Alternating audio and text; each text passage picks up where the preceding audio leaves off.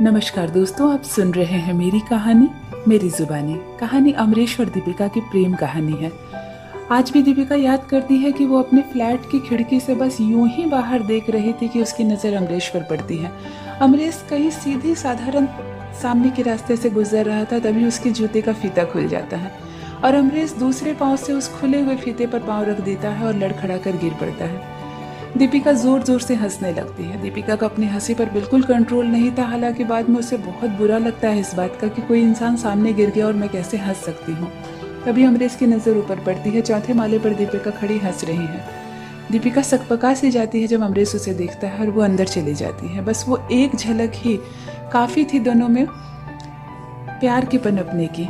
दीपिका और अमरीश के बीच उस दिन कुछ तो हो ही गया था जिसकी खबर ना दीपिका को थी और ना ही अमरीश को।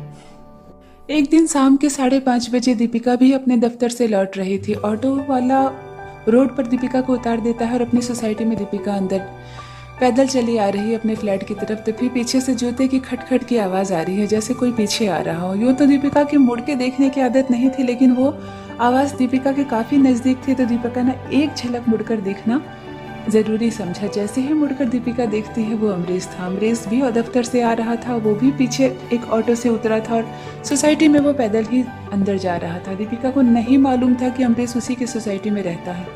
जिस फ्लैट में जिस बिल्डिंग में दीपिका रहती थी, ठीक 3 बिल्डिंग के बाद सी जोन में अमरीश रहता था, लेकिन जानकारी नहीं थी। जैसे ही दीपिका उसकी तरफ मुड़कर देखती है, दीपिका के चेहरे पर मुस्कुराहट आ जाती है। दीपिका को याद आ जाता है कि यही लड़का था जो उस दिन जूता का फीता खुल जाने की वजह से लड़खड़ा कर गिर पड़ा था। दीपिका अपनी हंसी को बहुत मुश्किल से कंट्रोल करती है और इधर उधर देखने लगती है। तभी अमरीश हेलो मैम कहकर दीपिका को कहता है। दीपिका भी मुड़कर देखती है और कहती है हाय। अमरीश कहता है मैं यहाँ पास की बिल्डिंग में रहता हूँ, आप ही थी ना जो उस दिन ऊपर से हंस रही थी। दीपिका कहती है आई एम सॉरी अगर आपको बुरा लगा हो तो। इस तरह 2 मिनट बातें होती है रास्ते में कि दीपिका का फ्लैट आ जाता है। दीपिका कहती है मैं इसी बिल्डिंग में रहती हूँ, ओके बाय कहकर अंदर जाने लगती है कि अमरीश पीछे से आवाज़ देता है कि मैडम फिर कब मिलेंगे।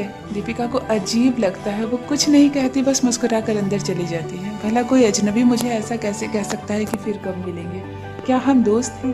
क्या हुआ जो मैं हंस दी ज़रा सा? इसका ये मतलब नहीं कि मुझे इस तरह टोका जाए।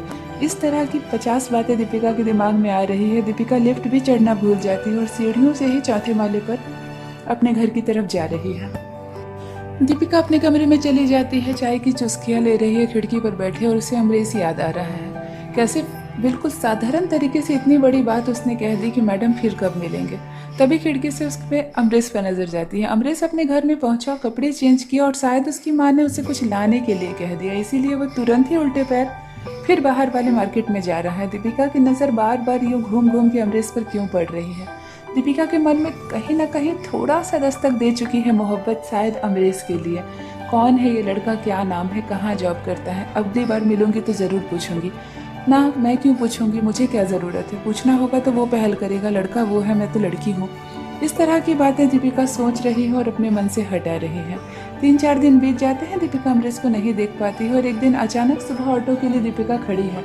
तभी एक ऑटो रुकती है। जैसे ही दीपिका बैठती है, पीछे से कोई और इंसान ऑटो में बैठ रहा है। दीपिका थोड़ा सा साइड होती है और सीट देती है और मुड़ के देखती है, वो अमरीश है। दीपिका को अजीब महसूस होता है। अमरीश कहता है गुड मॉर्निंग, दीपिका भी कहती है गुड मॉर्निंग। उस दिन से शुरुआत होती है दोनों की दोस्ती की। दोनों काफ़ी बातें करते हैं। दीपिका बताती है कि मैं किस कंपनी में जॉब करती हूँ। अमरीश भी बताता है कि मैं भी एक कंपनी में जॉब करता हूँ और संजोग से दीपिका और अमरीश अपनी अपनी कंपनी में एक ही पोस्ट पर है। एक ही पोस्ट पर होने की वजह से दोनों में काफ़ी बातें होने लगती है। एक ही प्रोजेक्ट पर चर्चा करने लगते हैं और बातों बातों में अमरीश दीपिका का मोबाइल नंबर मांग लेता है। दीपिका भी संकोच नहीं करती है कि हमारी ही सोसाइटी का लड़का है और दीपिका के मन में अमरीश था भी थोड़ा सा, इसीलिए दीपिका अपना मोबाइल नंबर अमरीश के साथ शेयर करती है।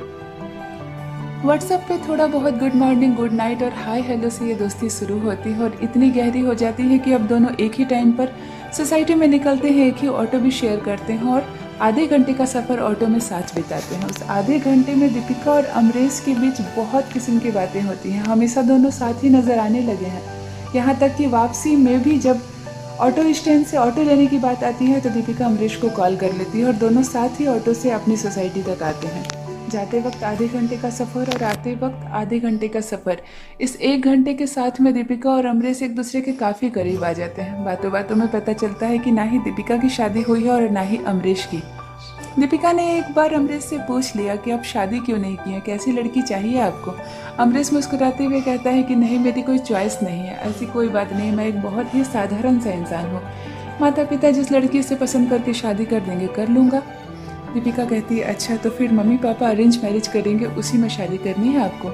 अमरीश को लगता है कि शायद लड़की सामने से कुछ कहना चाह रही है। अमरीश कहता है ऐसी कोई बात नहीं है मैडम, अगर कोई पसंद आ गई तो फिर मैं अपनी मर्जी से भी कर सकता हूँ। दीपिका शर्मा जाती है, नीचे देखने लगती है। दोनों की दोस्ती को पूरे 6 महीने हो गए और अब दीपिका ने ये डिसीजन ले लिया है कि नहीं, अगर मेरे मन में अमरीश के लिए कुछ है तो मैं उसे बता ही दूंगी। अगर अमरीश को नहीं पसंद आया, वो मुझे ना कर दिया तो कोई बात नहीं, इसमें कोई बड़ी बात नहीं है। मैं अपने रास्ते, वो अपने रास्ते, लेकिन अब मैं अपने दिल की बात बताकर ही रहूंगी। इधर अमरीश ने भी सोचा कि काफ़ी वक्त हो गया और घर में भी माँ अब शादी की चर्चा करने लगी है इधर उधर फ़ोन पर, तो क्यों ना मैं दीपिका से एक बार उसकी मर्जी पूछ लूँ। अगर हम दोनों शादी कर लेते हैं तो एक ही सोसाइटी में भी है, दोनों जॉब भी करते हैं, दोनों की जॉब पे भी कोई असर नहीं पड़ेगा और फिर इसके दाने तो बिखर ही गए थे दोनों की ज़िंदगी में। एक दिन हिम्मत करके अमरीश दीपिका से कहता है कि संडे को अगर कुछ ना कर रही हो तो चलो मेरे साथ पार्क घूम कर आना।